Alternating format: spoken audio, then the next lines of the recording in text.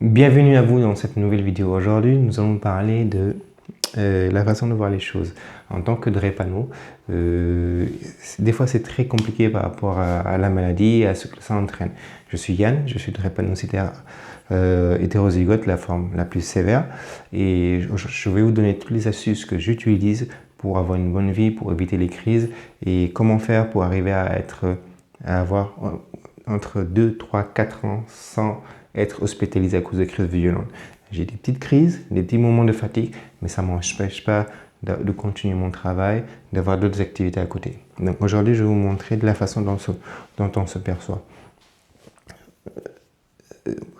Très clairement, à un moment, j'ai eu honte de ma maladie. J'étais à un moment, je ne voulais pas que les gens sachent que j'étais malade parce que je trouvais ça très handicapant et très discriminant dans ma vie de tous les jours. Et je ne voulais pas que ça se sache et je faisais tout pour éviter que ça se sache. Donc quand il y avait des activités, je ne les faisais pas. Quand il y avait des sorties, je faisais gaffe et tout. Donc c'était très pénalisant et puis c'est frustrant, il faut le dire. Par contre, il y a une personne un jour qui m'a dit que tout dépendait de la façon dont on voyait les choses. Elle m'a dit que si je vois ton problème, c'est quoi? Tu es malade, tu as des crises et tu as des moments de fatigue, donc tu ne peux pas faire la même chose que les autres. Je dis oui. Je dis bon, essayons de voir autre chose. Imaginons que tu vas me dire combien de fois tu es fatigué quand tu ne fais rien. Je dis, bon, je suis jamais fatigué. Quand je fais rien, je suis jamais fatigué. D'accord. Quand tu fais un effort physique, tu es fatigué au bout de combien de temps? Je dis, je suis fatigué rapidement, au bout d'une, deux, trois, 4 minutes, je commence à être essoufflé. Donc du coup, je dis que ça, c'est un manque d'entraînement. C'est tout le monde. Les personnes à forte corpulence aussi, quand elles commencent à faire un effort, elles commencent à s'essouffler. Donc ça, c'est parce que tu ne fais pas de sport que tu commences à t'essouffler. Ça n'a rien à voir avec la maladie. Certes, tu vas récupérer plus lentement que les autres personnes, mais plus tu vas t'entraîner, plus tu auras l'habitude de supporter l'essoufflement à ton rythme, et plus tu vas devoir chronométrer le temps de récupération dont tu as besoin pour revenir à un état normal. Donc j'ai commencé à chronométrer au bout de combien de temps je me fatigue, au bout de combien de temps je récupère, et surtout sur une semaine, 2 semaines, 3 semaines, combien de temps je suis fatigué et combien de temps j'ai des crises. Avant je naviguais à vue, je ne savais pas. Mais depuis que je me suis mis à noter, à chronométrer, c'est là que j'ai commencé à voir les choses différemment. Donc, quand on dit que la façon de voir les choses diffère entre le verre à moitié vide et le verre à moitié plein, on ne va pas rentrer dans ce débat-là, mais la façon de voir les choses impacte forcément la façon dont vous allez réagir et comment vous allez avancer dans la vie. Avant, je me disais que je me fatiguais vite, alors que je suis allé dans des camps d'entraînement. On appelle ça des summer camps. En juillet, j'étais avec des gens qui s'entraînaient. On faisait de la course. Chaque matin, on se réveillait à 7 heures. On se réveillait à 6 heures du matin. On allait à la plage, on allait courir. On courait, moi je récupérais, puis j'enchaînais. Une fois qu'on courait sur la plage, après on allait se laver, on allait nager. Une fois qu'on finissait de nager, on faisait des étirements. On rentrait petit déjeuner. Une fois qu'on avait fini le petit déjeuner, on allait s'entraîner de 9 h jusqu'à midi. On faisait des entraînements, des pompes et des trucs. Je me fatiguais, je prenais mon temps de repos, de récupération, je buvais de l'eau et puis j'enchaînais. On mangeait, moi j'allais faire la sieste parce que j'étais claqué. Puis l'après-midi à partir de 14 h, on reprenait jusqu'à 16 h.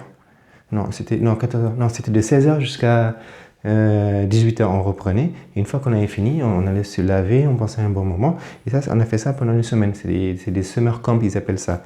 Dans les sports, dans les sports de combat, ils font souvent ça, en boxe, etc. Vous verrez. Vous tapez ça, il y en a beaucoup qui c'est des stages d'été, si vous voulez, où on se maintient en forme. Donc nous, on faisait ça, matin et soir, pendant une semaine. Donc moi, j'avais peur, donc j'y étais allé en voiture et tout, j'étais allé tout seul. Je me dis, ma plus grosse peur, c'était de tomber malade, d'avoir une crise en plein truc. Non seulement j'étais loin, c'était du côté de Marseille. Donc moi, j'habite à Toulouse, donc c'était hyper loin. Donc si j'avais un problème, il fallait me ramener à Toulouse. Donc j'aurais été hospitalisé à Marseille. Ça aurait été compliqué quand j'avais peur. J'avais pris du Doliprane, des calmants, et tout, au cas où j'aurais des soucis. Mais le fait de me dire que je ne serais pas malade, le fait de me dire que tout irait bien, eh bien, c'est passé. Et ça, le fait de dépasser ce stade-là, de se dire que je suis allé, j'ai fait un effort que je n'aurais jamais pu possible, et que je pensais ne pas pouvoir faire, d'être revenu en bonne santé et que 1 mois, 2 mois, 3 mois, j'ai pas eu de crise, j'ai pas été hospitalisé, j'ai pas eu de crise douloureuse et tout. Et au niveau mental, ça a débloqué plein de choses. Je me suis dit que maintenant, je vais faire le sport qui m'arrange, je vais faire les activités qui me plaisent, je vais faire attention. Et tout ça, c'est grâce à quoi? C'est parce que pendant 2 mois, j'ai noté à quel moment j'étais malade, à quel moment j'étais fatigué, qu'est-ce qui avait enclenché les fatigues, qu'est-ce qui avait enclenché les crises, et j'ai noté ça sur un calendrier. Pour ceux qui ont, soit vous prenez un calendrier comme celui-là, vous notez, vous mettez une croix à chaque fois que vous avez un souci. Vous avez insomnie, vous mettez insomnie et vous regardez 2 jours, 3 jours si vous êtes fatigué. Si vous êtes anxieux, si vous êtes stressé, vous le mettez et vous regardez. Je regardais combien de bouteilles d'eau j'avais bu chaque jour, je le notais, à quelle heure je me couchais, à quelle heure je me réveillais. Tout ça, je le notais. Et quand je faisais un effort physique, je chronométrais combien de temps il me fallait pour récupérer. Et une fois ça, je regardais au bout de combien de temps j'étais capable de refaire un effort supplémentaire. Ça se note. Le fait d'avoir ça, ça vous permet d'avoir de la visibilité. Si vous n'avez pas de visibilité, vous êtes aveugle, vous ne pouvez pas vous diriger. Ce qui ne se mesure pas ne peut pas s'améliorer. C'est aussi simple que ça.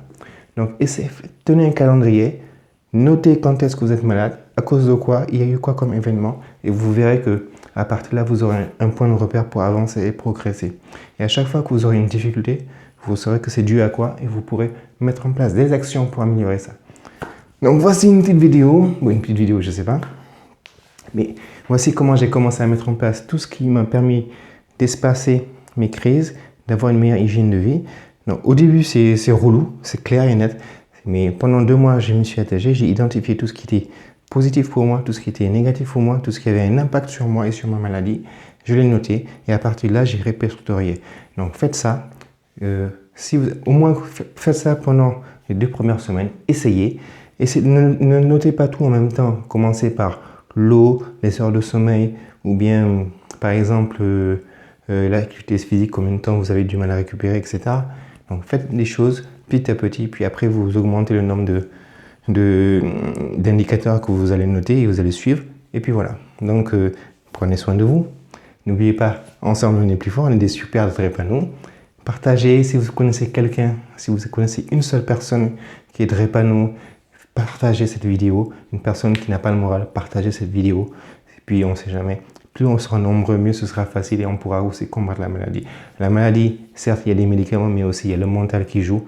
Et je pense que ça peut aider énormément de personnes. Allez, prenez soin de vous. Courage, à demain.